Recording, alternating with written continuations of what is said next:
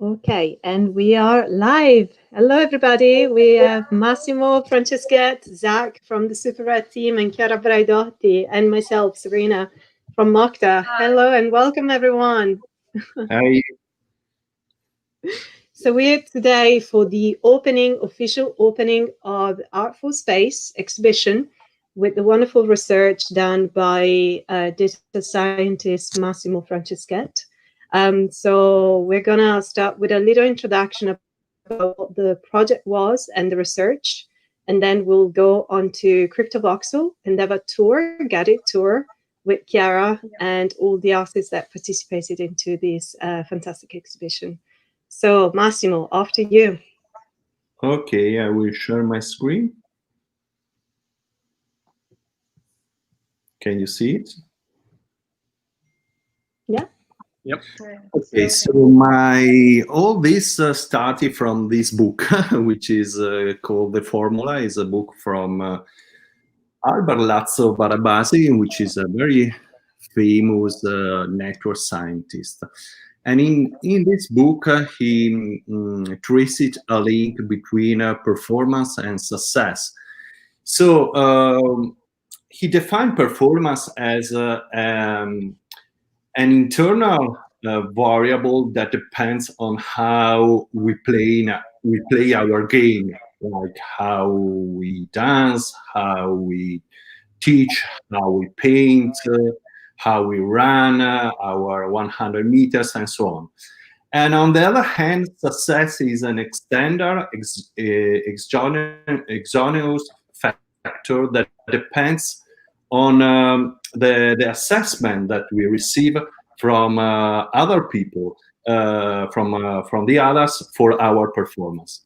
So Barabasi claims that your success isn't really about your performance, but it's about how we perceive your performance. So, starting from this, he claims that in some contexts, in some settings, like for instance in sport, performance can be assessed very precisely, and hence there is a strong correlation between performance and success. On the other hand, in other settings, like more creative settings like cooking, wine tasting, or even art, the intrinsic value, the intrinsic quality of an artwork is very difficult to assess, to measure. And hence performance, so the real value, is only one ingredient of success. And Barabasi and co-authors say that when performance drive success, well, in general, performance drives success, but when performance cannot be measured, like in art, it's the network. So it's the network in which we work that drives success.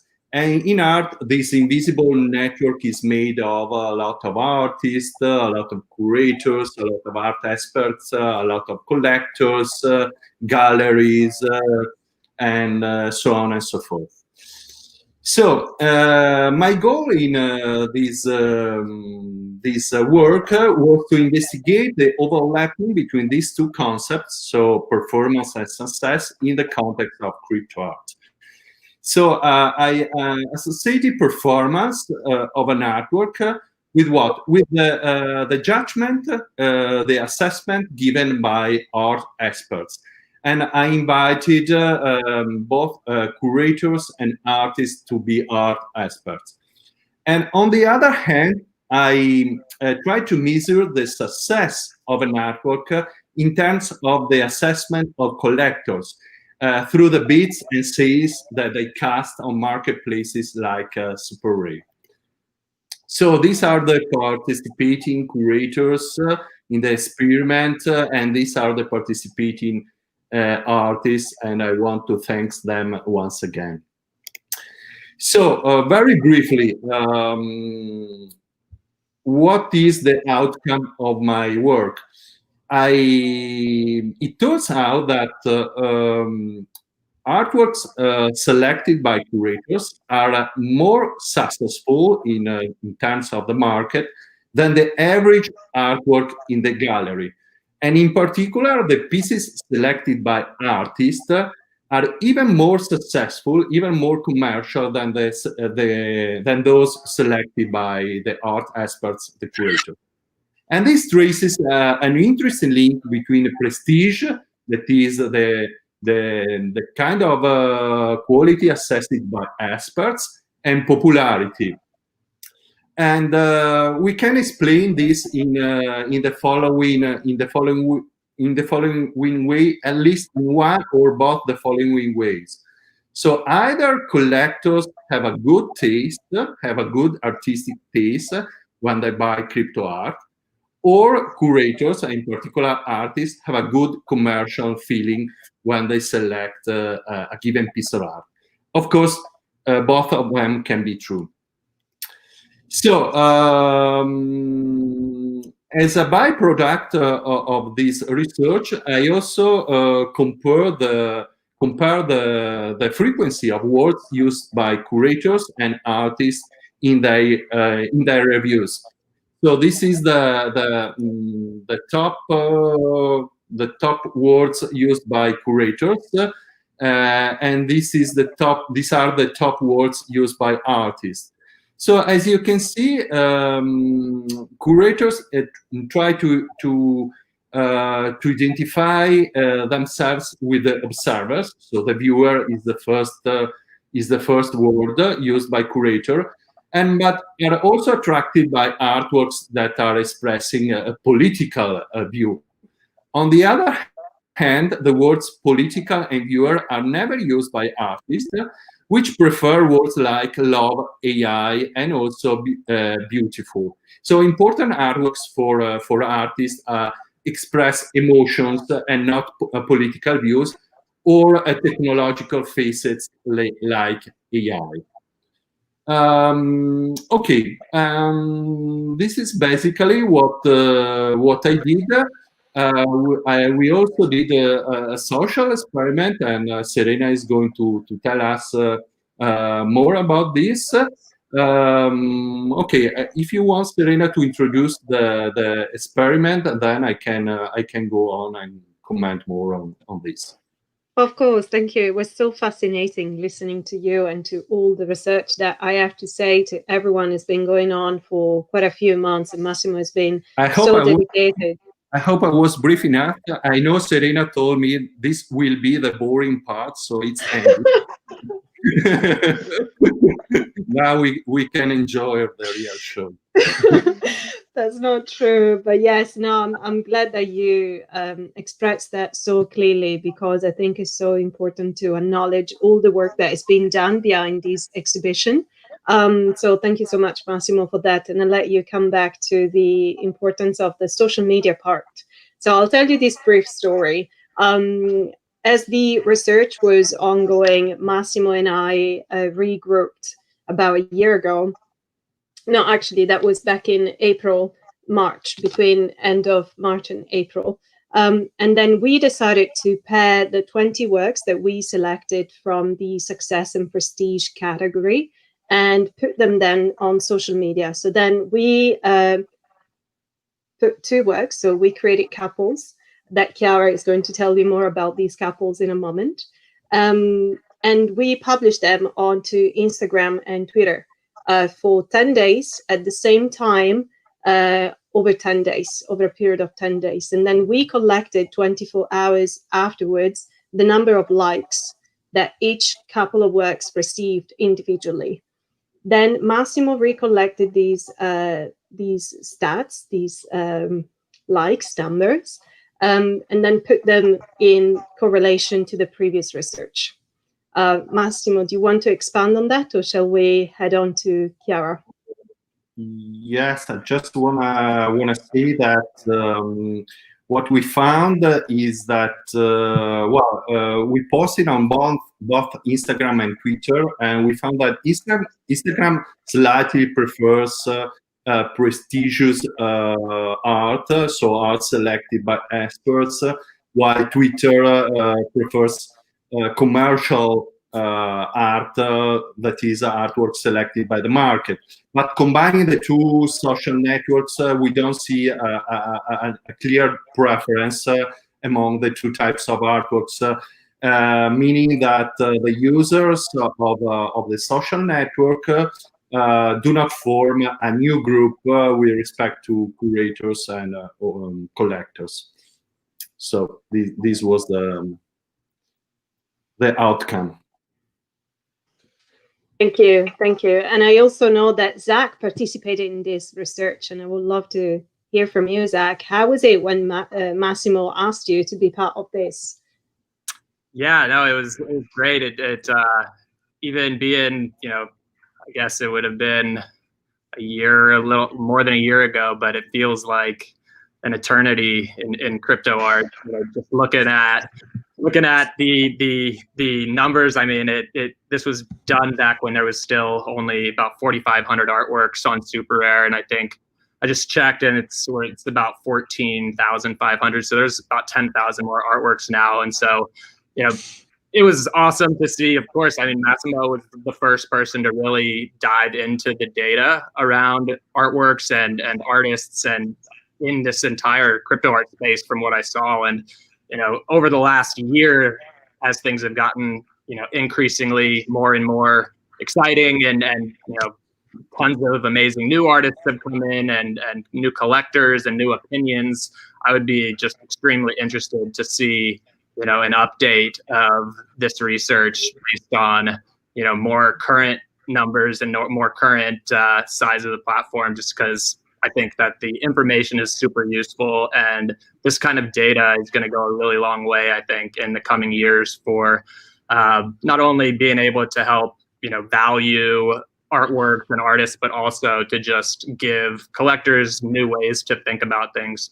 So it was definitely amazing. I was honored to be a part of it. I tried to go back and remember the 10 works I picked, and I remember it was difficult to try and kind of close everything out and pick 10 artworks completely, subjectively, like just thinking about, nothing else other than, what I feel the intrinsic quality of it is. And it was a fun process to go through, definitely. Mm-hmm.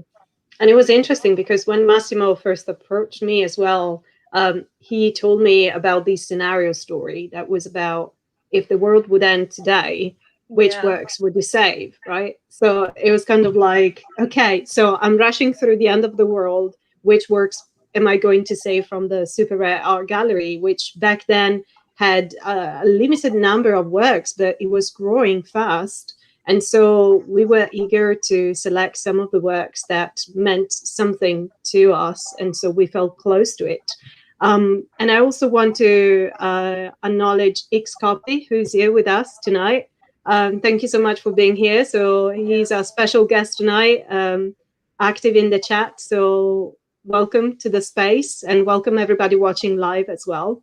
I now pass on the word to Chiara, who's going to tell us more about the setup of the show and the curatorial. Chiara, off to you. Yes. Hi, everyone. It's a pleasure to be here, and I will share my screen so that we can go on to the Mokta setup for the exhibition. So as a start, I don't know if you can see it. Can you all see my screen? Yes, yes. Perfect. Thank you.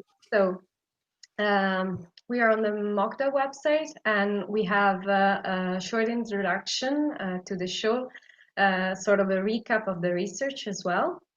And the interesting feature in this web view is the presence of the differences between success and prestige, which is highlighted. Instead, in CryptoVoxels, this didn't happen, which is kind of interesting because people can actually guess who picked the artworks on the show, whether it was a curator or an artist. But here we make it clear.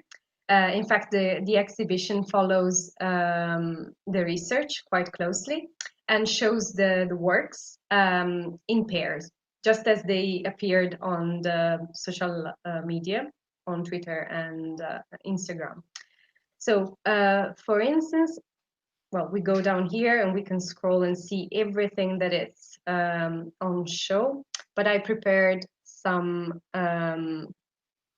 extra bits later that we can go onto and look more closely. Just as a general view, we can go and see, for instance, this couple and see how prestige, if it loads up, it's gonna take a bit, but it should work.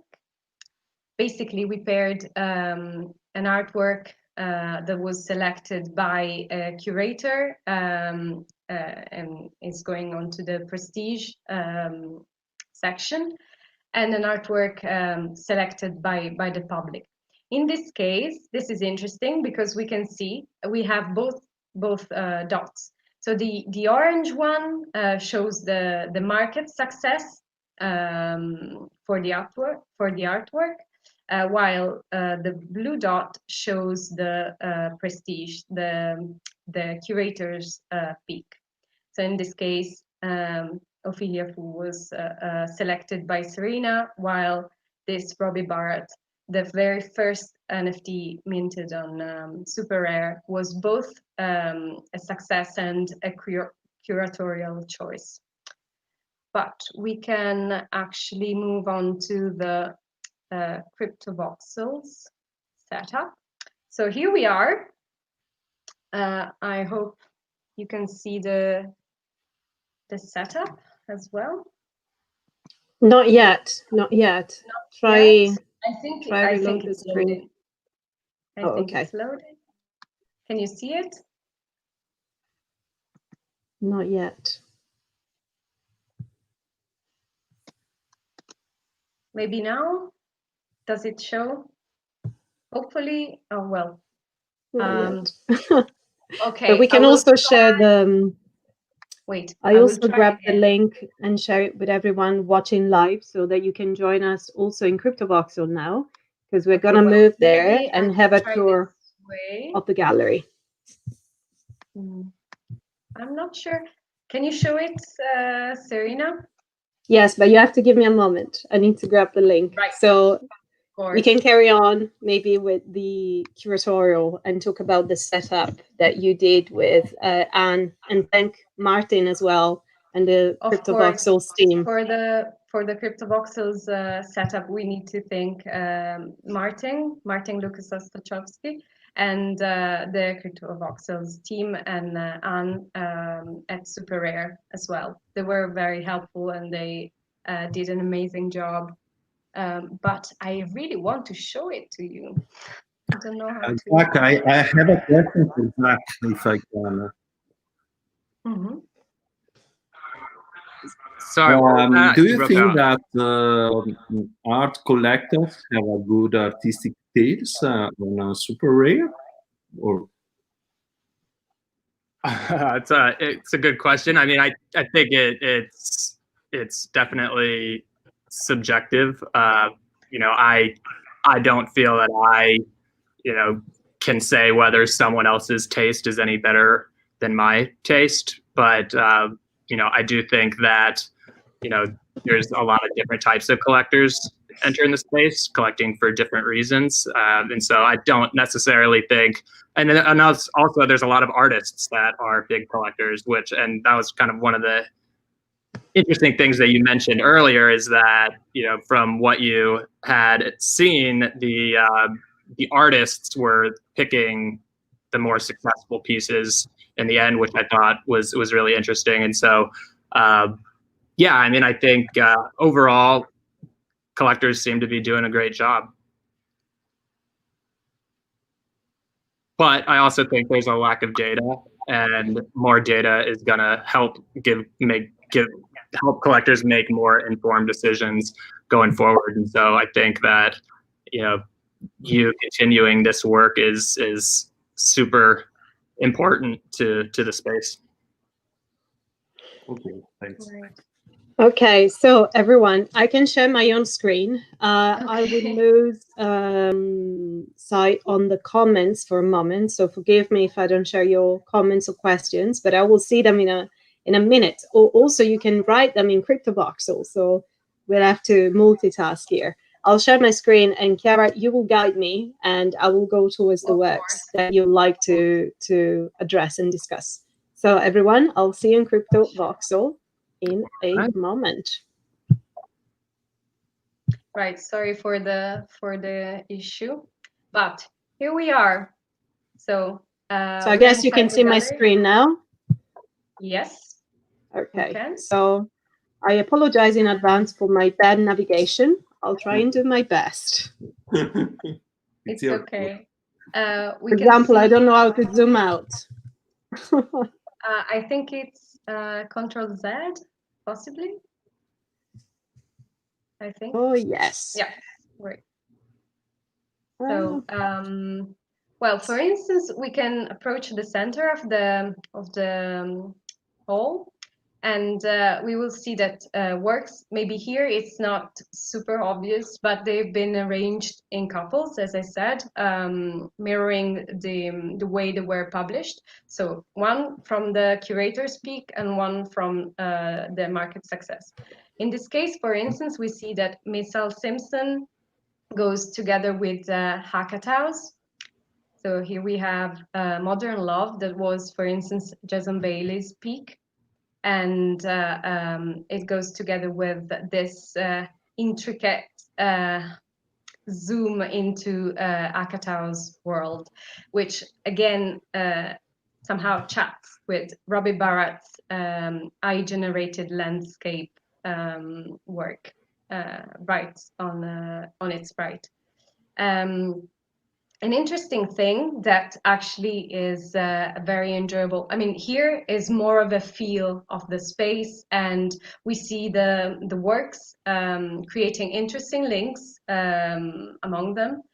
But on the Mokta website, we have paired them up with both the captions that originally curators gave to Massimo for his research, and the SuperRare captions the artists provided for those works. For instance, if we stay on to Modern Love by Miss L. Simpson, I can share with you the comment that Jason Bailey gave, which is actually referencing his own collection and the feel that he had about Simpson's work. So, quote, "When I added Miss L. Simpson's Modern Love to my collection about a year ago, I wrote that it reminds me of one of Richard Prince's nurses getting enveloped by a Clifford Still." So a mixture of other works, previous works. My feelings haven't changed. There is a long history of male artists anonymizing women through abstraction, but Miss L. Simpson's work is refreshing because it does this without objectification. For me, the mysterious women portrayed in works like Modern Love and The Self-Isolators have deep and complex inner lives.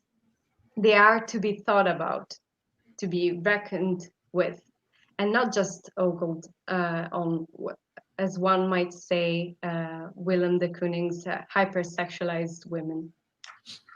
As with most artists, I think Miss L. Simpson's strongest work ends with a question mark instead of a period, and these two works definitely fit that description for me. So this is Jason Bailey's comment. Sorry if I tripled over my own tongue. I'm a bit excited. Anyway, this is one of the comments that was left for the work. But for instance, we have even much shorter captions, something more like a punchline. For instance, Judith Mam from Deda, which I think who I think is following us right now at the live stream. She referenced, I think that in CryptoVoxels, Serena, so that we can, oh, you're already there. Perfect. Sorry, I was actually reading onto my screen. So she said that 25i multiple pillars by Stephen Stigney, which goes with Love Art Hate on SuperRare. She just had this caption for it. I love how this looks and feels like a plush Rorschach test. So I think it's almost poetry, right? And that's her peak, and that's what she felt, and that's what fed into Massimo's research for the artworks. For instance, this work was paired up with the Hacketau's Andy Warhol, which is almost their signature, and they have very different feels, but they both appeal. But one was rather successful on the market, Hacketau's, and the other was the curator's peak.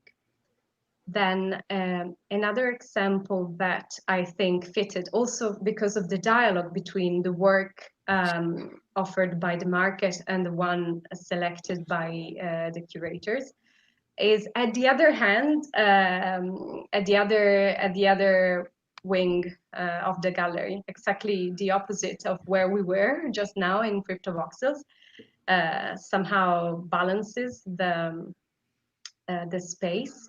And it's Mattia Cuttini's Lo Strappo, and Adrienne Lefaller, a string of code, which I'm not gonna spell out, but this work was Chloe's peak, Mokta's Chloe Diamond, and she chose it with this caption saying that Lefaller emphasizes the tension between the human artist and the machine, working as a collaboration through iteration and feedback. This work is visually striking and makes links to the traditional art historical canon, arguably making it more accessible. In fact, if we look at it, it actually brings us back to Lucio Fontana and his spatial concepts, a very visceral work, which we can also say of Mattia's Lo Strappo, which is actually a selection by the market, so successful in the SuperRare's market.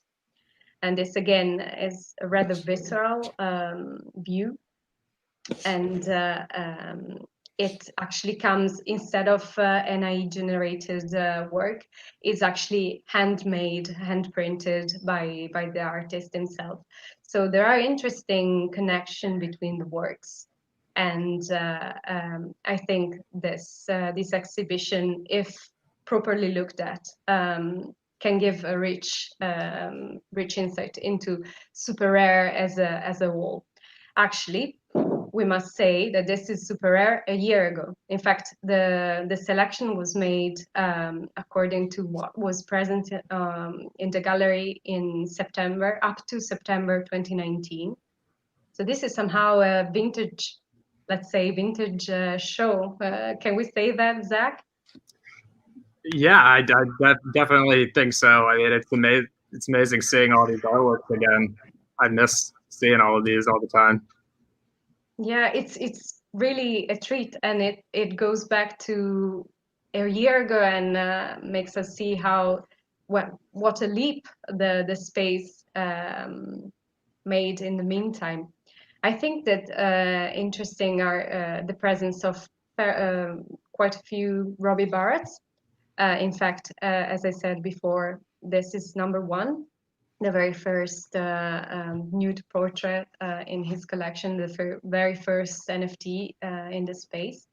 And talking about pioneers of the space, we have obviously Akato and Nick Scopi, which is present in our live chat as well.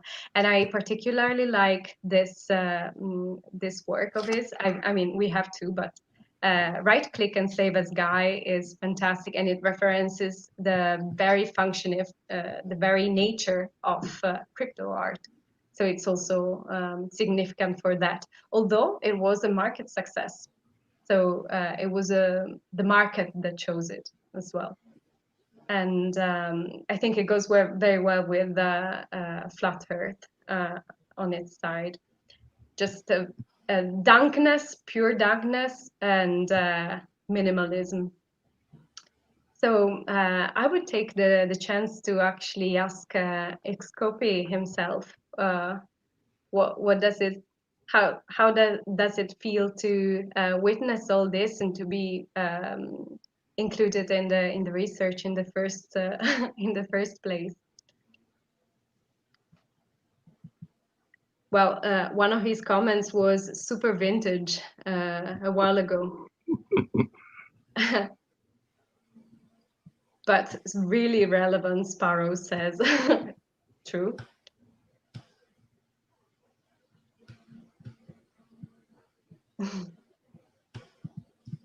Yeah, we can see that Massimo is present as an artist as well.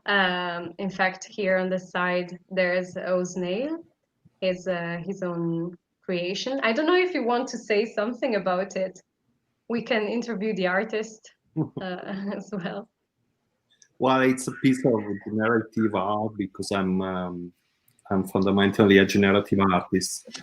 So it's basically a clock with how do you say lancette della hands, the hands of the clock, and it has 9 hands, and they rotate with different speeds and different orientations, and they spread while they rotate. They spread 3 colors. One is, in this case, is red in the center, green in the middle, and blue. And yeah, the transparency, the alpha parameter of the color is very low. So after a while, it might take also 1 hour. After a while, this figure appears, and then I stop the process, and I just take a screenshot of the outcome, and this generates the image. Great, and by the way, the name is an haiku, and all this process is random, but it is deterministic in terms of the haiku. So basically, the rotation and the speed, and so the overall image is a kind of representation of the haiku. If you change the haiku, or if you change the input string, you get a completely different image. Great, thank you. In the meantime, I was also checking that Xcopy said it's super funny because we had this conversation a long time ago about right-click guy, and I don't know if he wants to expand on that, but indeed, it's sort of a vintage of a Polaroid of what SuperRare and the market was back a year ago, basically. So can you guys hear my audio? Yeah. Okay, yeah, I didn't remember if I muted myself. I also saw this David Young in the chat. I don't know if it's still with us because I can't see the live chat now. But if it is, Chiara, I would love for you to ask him a question about these learning nature work. Same as Xcopy, I think it's one of the first, I would say, series of works that was present on the gallery. And I would love to hear from the artists and the people that participated in the research, curators included, like Judy and Eleonora and Chloe, who are also watching live tonight, what it feels like to be in this show that has such a rich research. and just a feeling that you would like to share. So if you don't mind checking on the live chat, Chiara, No, of while I'm course, of navigating in course. CryptoVoxel. Actually, Xcopy said that these works are kind of resurfacing right now with a new wave of interest in the NFT art, and I think it's very true. And about the work that we referenced, he says he's kind of rebranded to be screenshot guy now instead of right click save as. It seems more immediate and natural right now, just within a year. Yeah, And yeah, absolutely. And I also know Akatao is with us tonight. And yes, looking at these works and all the great career that has happened in the past few months, because we often forget that in crypto years are not simply 360 days. It's like 10 years in a year time, right? countless news, tweets, and changes just in a non-stop fashion. Mm-hmm. In fact, we were discussing the nature of crypto art the other day with Massimo, and we see that it's kind of akin to big data because it's basically very, very strongly related to volume, velocity, and variety. So it's really an interesting world to look at and to explore through the lenses of art. And I think that this show is actually very rich in references to art history as well, and it's very dense, as the research that backs it up. So it's good to share. Wonderful. I'm gonna get back on screen so that I can see you all and pick up some live questions. Here we go. Okay, so we're back. So I can see you all now. Thank you, everybody, for sharing your thoughts and questions and being here with us. Yes, we can then just now address any questions that you may have, and thank everybody for being here tonight. I think it's been a fantastic opening. So the show is going to carry on for this month on Mokta and CryptoVoxel. So please go ahead on the website and read the descriptions that all curators contributed to, and also Chiara for the wonderful curatorial and guide that she proposed for the couples of the works. And Massimo research that is also available for you to read and dive a bit more into the details of the data science that he pulled together from the crypto SuperRare gallery.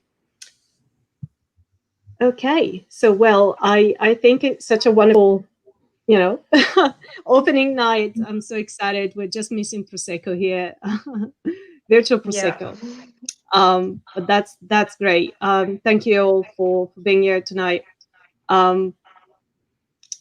If there's any more questions, or otherwise we'll meet soon in CryptoVoxel and see you all on Mokta and SuperRare. Once again, thank you so much for SuperRare for making this possible. I just want to do another big round of applause, virtual applause, to Anne for helping us setting up the space, Martin and the CryptoVoxel's team, and Zach for being here with us today as well, and all the team at SuperRare, Massimo, all the curators participating, and all the artists contributing to the research, and the exhibiting artist Xcopy for being here with us tonight, a special guest, and Chiara for a wonderful work for the research. And Serena, which is our best,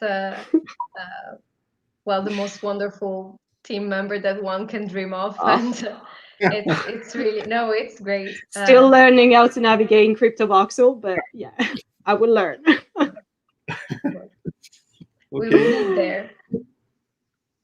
Yes. Well, thank you all so much for this fantastic opening. I will never forget this. Thank you all for being special.